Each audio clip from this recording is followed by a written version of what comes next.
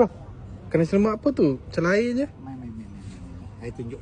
Ini kali nasi lemak kari ayam. Oh, ini baru I sendiri baru nak makan, lapar sangat ni. Tengok kat semua I berasa macam lapar-lapar ni, baru nak test. Ini sambal. Ini kangkung. Okey, ini telur. Okey, ini kentang. Kalau kari tu ada kentang, korang dapat, okey lah, cun. Lepas tu ini ayam, biasalah kita makan ayam. Okey. Ni kacang. Kacang timun macam biasa sekali kan? Sekali, sebab ni semua orang kerja. Bau nampak sedap bang. Memang bang. Bang, kenapa hari tu saya datang tapi tak ada kari ayam ah?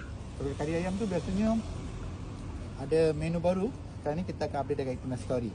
Kalau lepas ni kalau you nak datang makan kari ayam ke, ada apa-apa special item, kita boleh update dekat story kita. Video kita akan update lah. Faham? Nanti abang update dekat story lah bang. Story TikTok kita. So kalau siapa-siapa yang follow tu, just follow, tengok besok menu apa, hari ni menu apa, kita akan update. Dia semua menu abang akan post story ke atau just yang special menu tu?